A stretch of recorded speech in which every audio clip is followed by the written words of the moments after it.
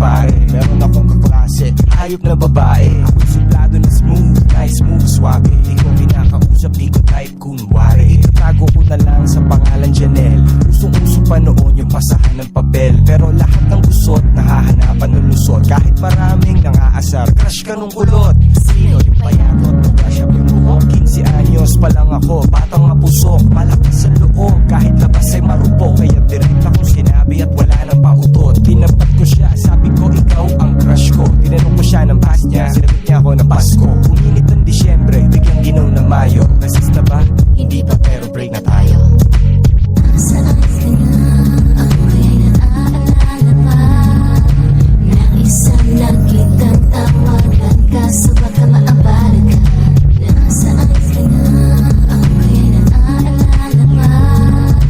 Naisang lang kitang tawagan, kaso baka maabala ka. Storya ng dati kong nobyang si Rosan. Ako yung best friend niya / utusan. Magkaubusan man walang iwanan. Kahit pagkaibitan kami nagtutulungan. Mano sa tatay, hatid sundo sa bahay. Kabiruan ng kapatid, kasunduan nanay. Kami ay nagtigilan at nagkatitigan. Dalawang magkaibigan na nagkaibigan. 4 na taon, away bate, hila at tulak. Hanggang sa isang araw, bigla kaming nag-usap. I need space, noon niya'y nakakunot. Space? Bakit di ka na lang mag-astronaut? Tapos pinanata niya ako ng classic na palusot. It's not you, it's me. Sino yung umutot? Dinadaan ko sa biro kahit puso ko'y natipo. Halos 1 taong ko rin itong hindi pinahipo. Nasaan ka na? Ako'y naaalala pa. Naisang lang kitang tawagan, kaso baka maabala ka. Nasaan ka na? Ako'y naaalala pa. Naisang lang kitang tawagan, kaso baka maabala ka.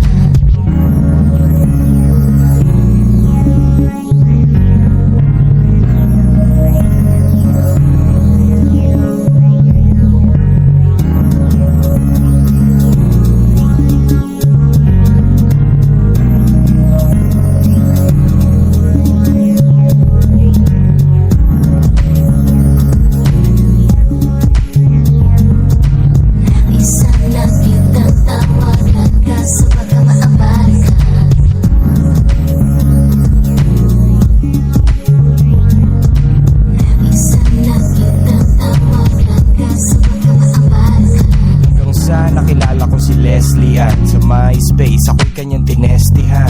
Nice face, ako'y nasexihan. May katabing chick, sabi kala ko lesbian. Nagkita kami, Inglesan pa nung una. Pinakita niya sa akin yung mga tattoo niya. Nag-usap kami, umaga tanghali hanggang gabi. Magkatabi, naghati kami sa mamahaling kape. Nagpuntahan ng Marlboro na pula. Kaya tuloy amin lamesa ay puro apo na. Walang araw na hindi ko siya kasama. Katabi ko siya sa kama kahit di ko siya asawa. Siya yung tipong parang barkada, sanay tumambay sa kalsada. Masaya na sana, kaso wala na. Wala nang load, last piso ko na to. Kahit papano namimiss ko rin kayo. Ang cheesy.